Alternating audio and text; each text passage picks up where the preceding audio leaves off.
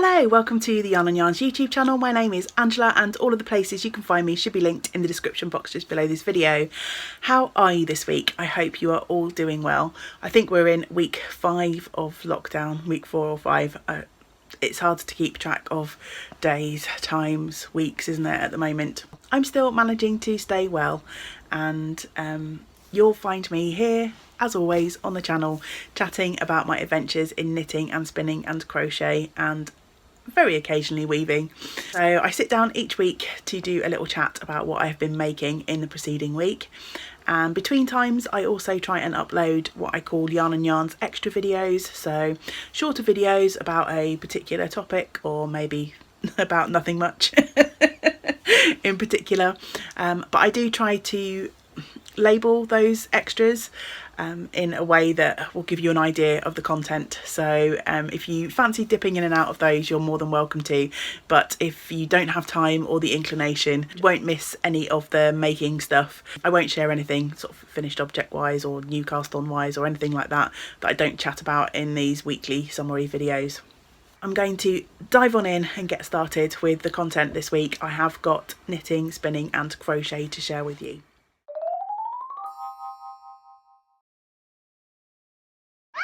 I think I'm going to start with spinning this week.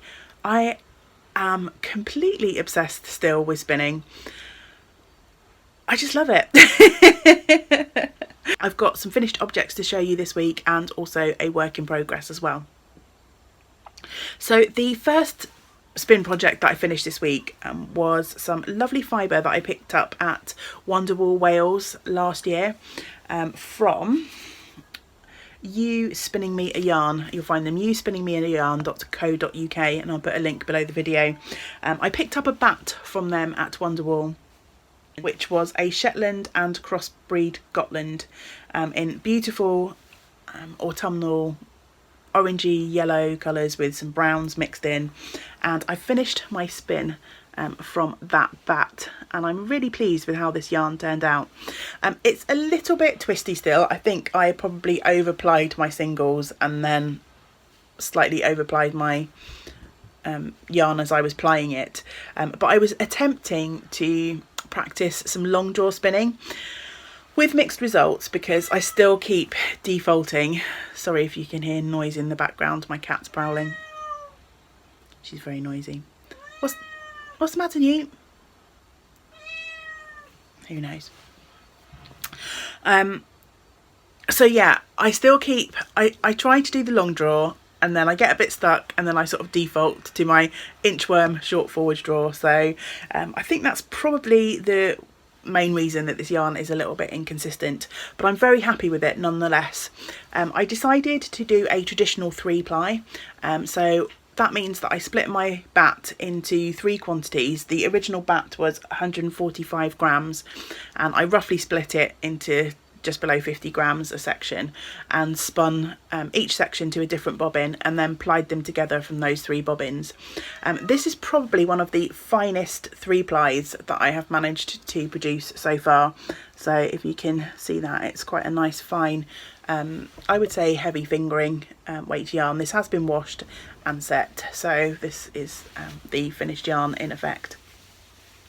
But if I unravel it, you'll see it's trying to twist round on itself a little bit, so it's not a completely balanced skein and there are some sort of like wiggly sections in the yarn too.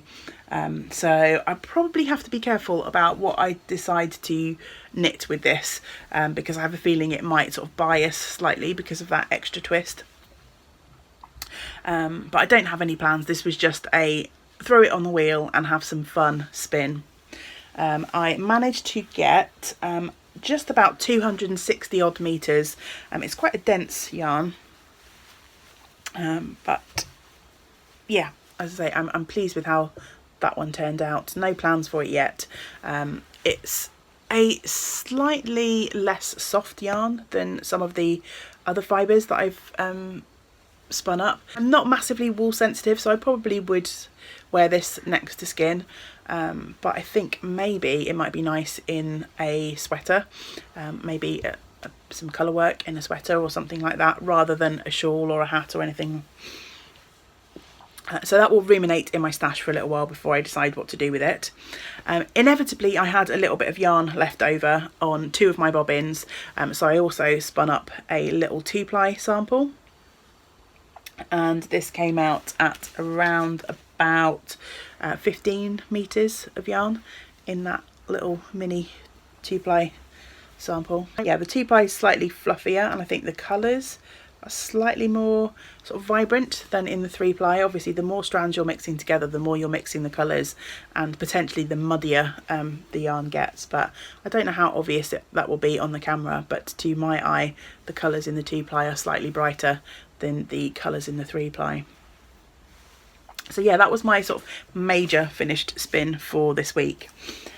Other than that, I've been spinning up a few different little samples, and I love this little collection. They're all like natural colours, and I think they just look so charming together. So most of these are a result of little sample packs that I was given when I've ordered fibre from producers. Tiny weeny little sample packs you sometimes get as a like free extra gift. So yeah, I've just been working through and spinning those up. Some of them I know what they are and others I don't. So this one here is a little bit of Dorset horn, which I've not spun before. A nice kind of what I would call a proper woolly yarn. It's got quite a nice fuzzy halo to it, and all of these I chain plied, so a 3-ply technique. Instead of plying from 3 separate bobbins, I'm basically plying from 1 bobbin and pulling up loops of yarn through itself to make the 3 strands. I tend to get a little bit more twisty, a little bit tighter when I do my 3-plies, but that's a-okay. So yeah, Dorset horn, and then I've got this sort of lovely mid natural grey brown. I have no idea what that fibre was. And then oh, this one was lovely to spin. This was a little blend, and I have no idea where it came from. I have a feeling it might have been Spin Jones, but don't quote me on that.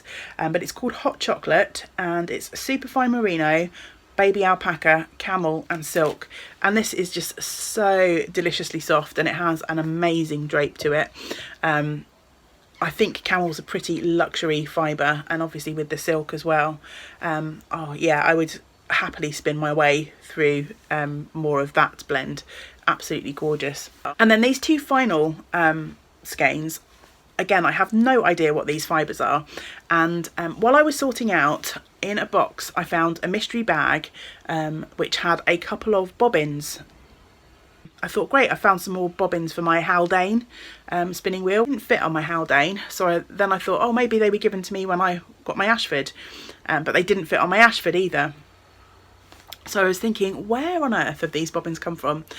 And then I remembered that I was given a bag of stuff which included my Niddy Noddy and the cardis that you might see me using sometimes in my videos. And I got those from a lady whose mother had sadly passed away, and it was Mum who was the spinner. And she said to me that Mum had a wheel, but she wanted to keep the wheel for sentimental value, but she gave me all of the sort of paraphernalia that went with it. So I reckon those bobbins probably fit on that wheel, and I have no idea what type of wheel it was. So I've got a couple of these mystery bobbins that I can't use on my current spinning wheels, but they'll be great for storage bobbins, particularly for my Haldane. I only have a couple of bobbins for that, and they don't make those wheels anymore. It's a little bit harder for me to get extras or replacements for that wheel.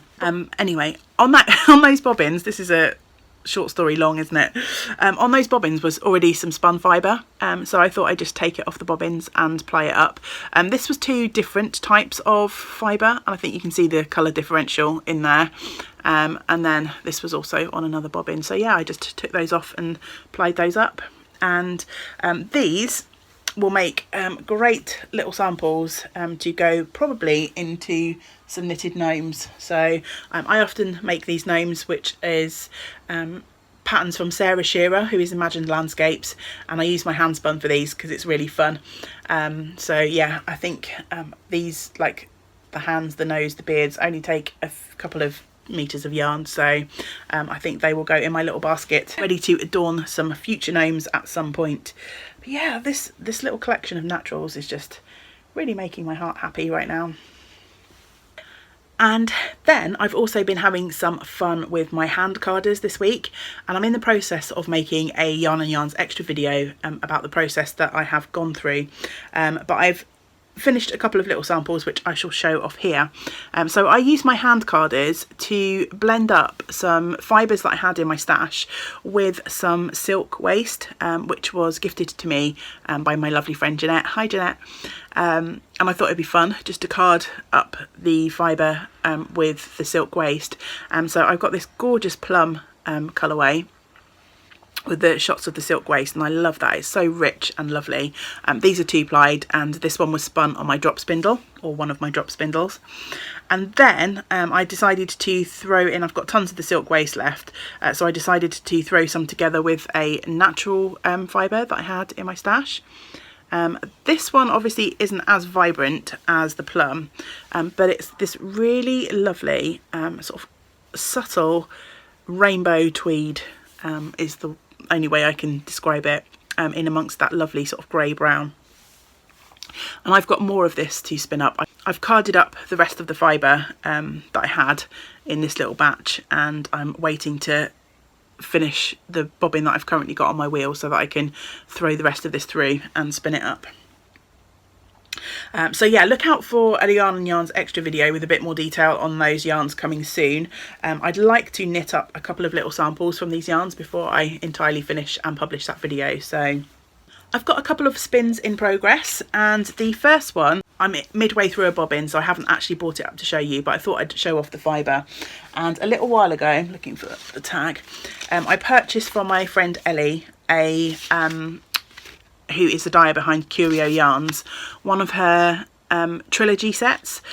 So it's a Blue Face Leicester trilogy, 150 grams worth of fibre, and this was the Monster Mash colourway. And basically she's dyed up 3 50-gram bundles of fibre and put them together to make one sort of like complete braid. So the Monster Mash colourway was so fun, I couldn't resist it. So there was 50 grams of this, yes, super blowing out on the camera, really bright sort of highlighter green kind of colour. So that's what I'm spinning at the moment. And then the trilogy went into this gorgeous sort of blue grey brown, and then finally I'm digging in my bag a bit. There was this lusciousness, which is a beautiful sort of like rusty brown colour. So they're the 3 colours together. As you can see, I've already sort of pre-drafted this, so it's all ready to spin and go on my wheel. I may have taken a bit of footage of what the fibre looked like before I broke it up and started to pre-draft it. So if I can find that, I'll pop that in here.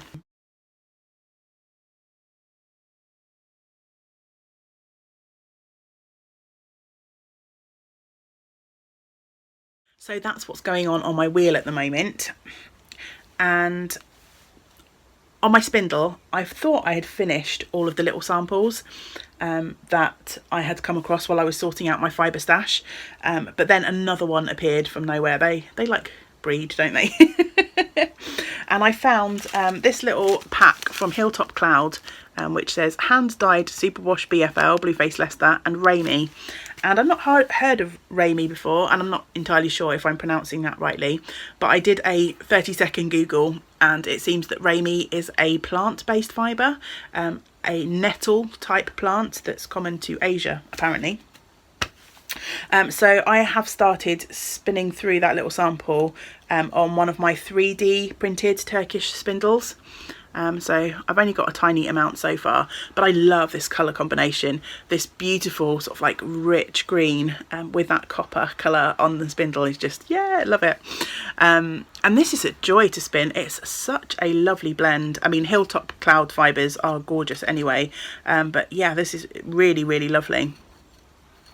So yeah, I'm just working away through that sample on my Turkish spindle at the moment, and yeah, it shouldn't take too long. I haven't weighed it, but there's probably only a few grams in this little sample, and I'll just continue to work my way through that as and when I have a minute sort of standing around not doing much.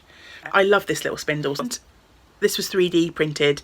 My friend Caroline, who I chat about quite a lot here on the channel, she has the Colourful Creativity YouTube channel.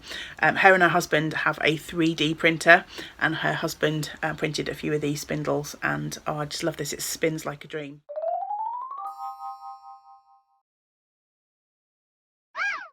On to crochet, and I am working away on the same project that I showed off last week. I started this last week, and it's a basic granny rectangle blanket from some yarn that I frogged from a sweater project that just wasn't working out for me.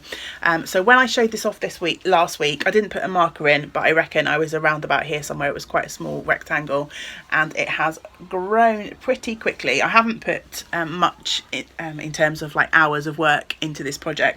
But I'm holding double knit yarn double and I'm using a 6mm hook to work that up.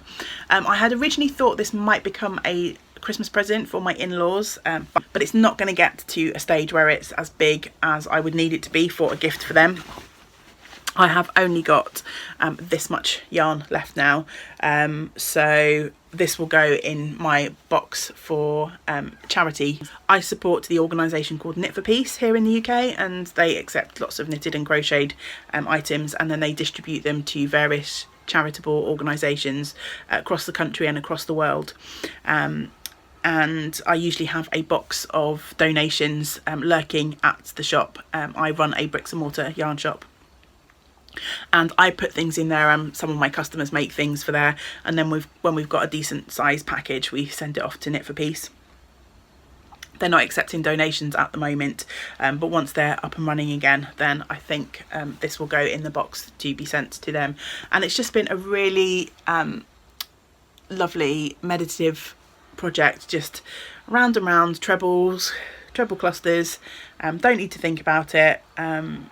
I've actually been doing this usually first thing in the morning. It's a nice kind of calming way to start the day as I catch up on a couple of my sort of favourite podcasts. A couple of my favourites are doing daily vlogs at the moment. So Caroline, Colourful Creativity, and Zoe, who is Pins and Needles, are both putting out extra videos at the moment. So if they have a video, then I tend to put that on first thing while the house is nice and quiet and do a round or two of crochet. So in another day or so this is going to be finished. What's holding me up is I need to wind this into a centre pull ball, because I'm holding two strands together. I need to get to both ends of this. The yarn is Stylecraft Batik Elements in the Iron colourway, which is a wool acrylic blend. I don't think there's much else to really say about that project at the moment. Yeah.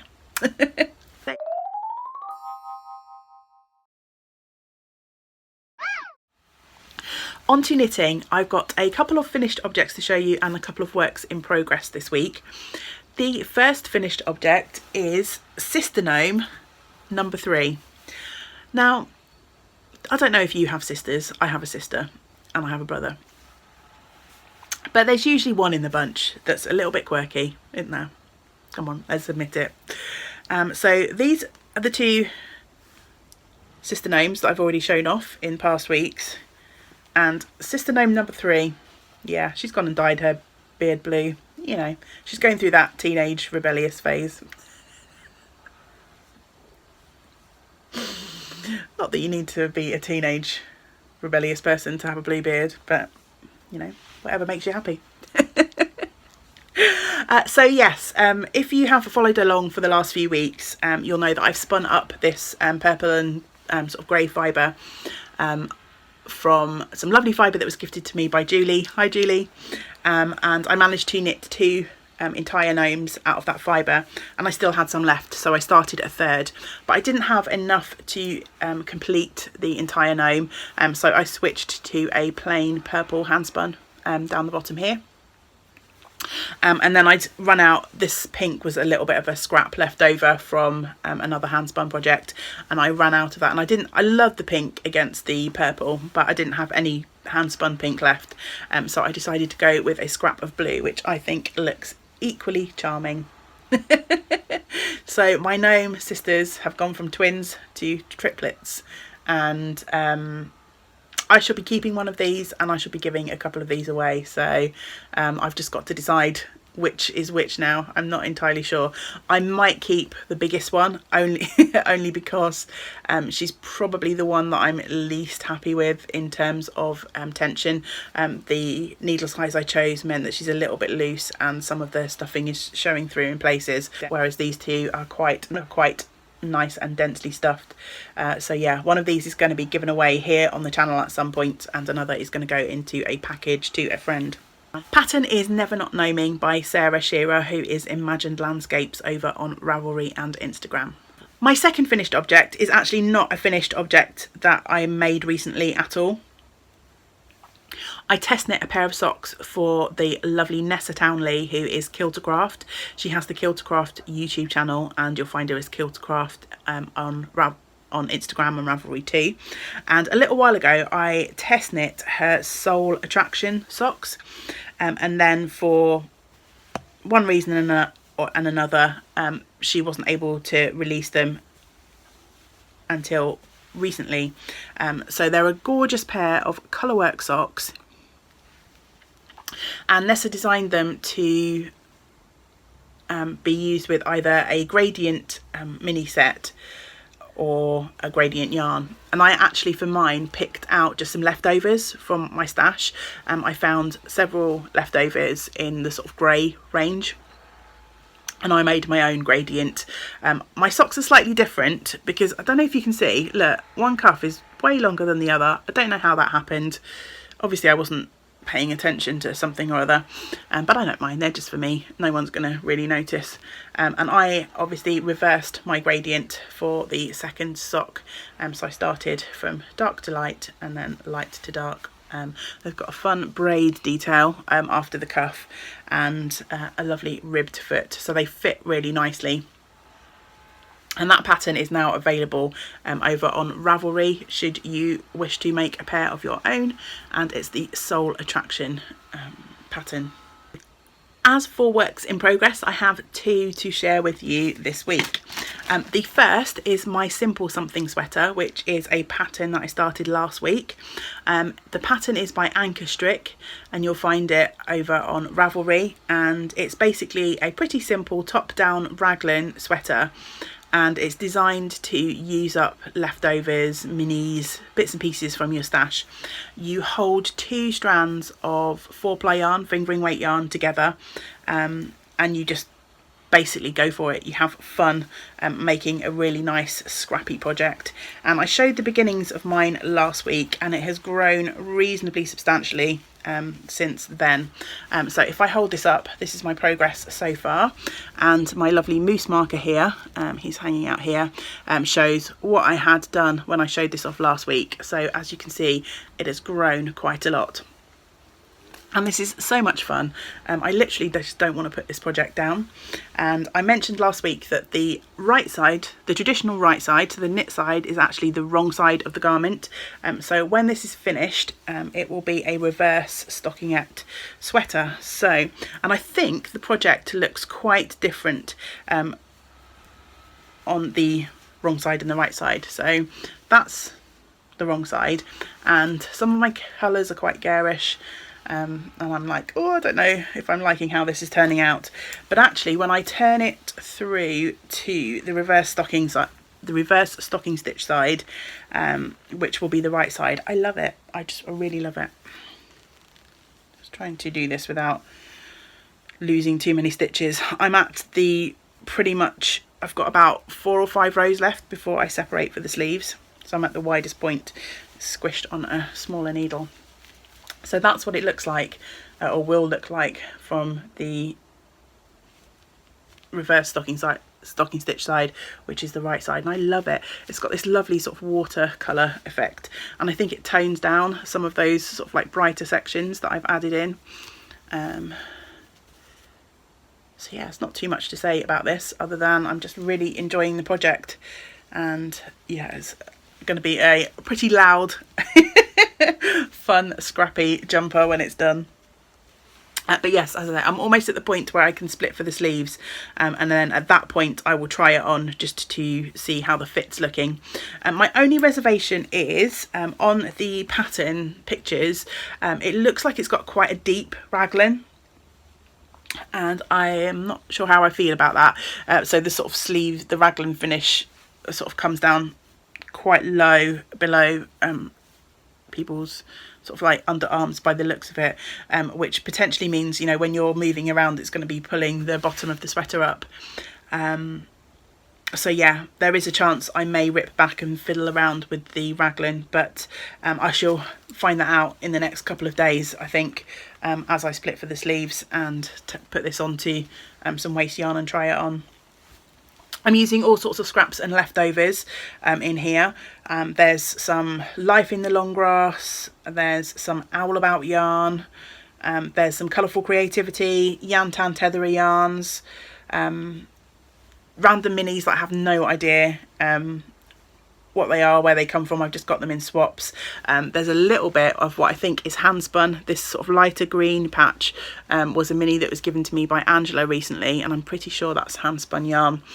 And yeah, it's just so much fun to play with colour. Knitting mine on 4mm high sharps and just following the pattern as written so far. My second work in progress is my Chances wrap.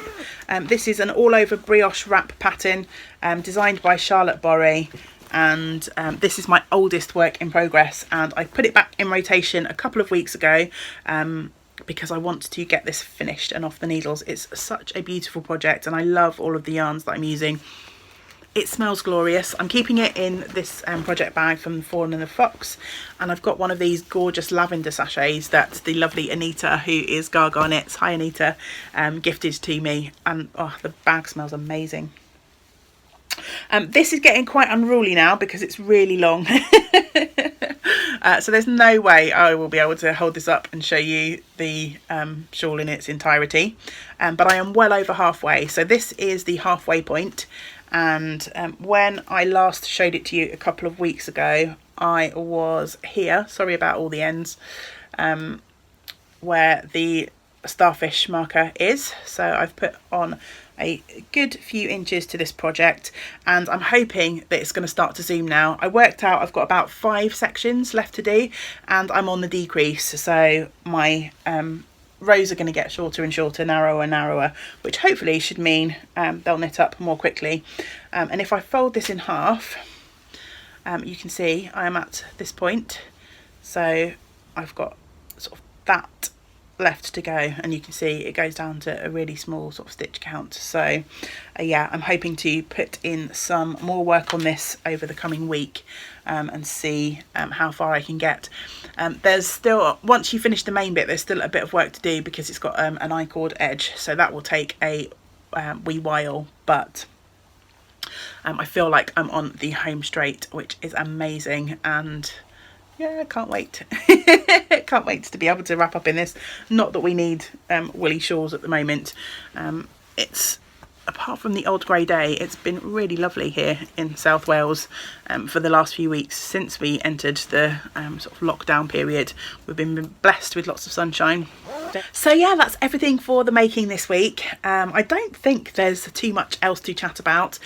We've got our 2 make-alongs going on over in the Ravelry group, the year-long 12 cast-ons make-along and the Try Something New make-along, which will go until the end of May.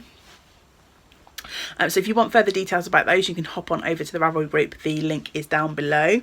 As always, I want to say a massive thank you to anyone who has supported the channel in the last week with coffee donations. I really appreciate that, especially at this particular time. As you know, I am limited as to what I can do in terms of work and earning at the moment. So the coffee donations are greatly appreciated, and I try and put the majority of money that I receive from those back into content for improving the podcast. I did get one lovely comment over on coffee, and a lovely donation with a comment that said, I would love it if you treat yourself rather than put this towards the podcast. So I have gone and done that. You'll be happy to know, dear donator, I won't mention names.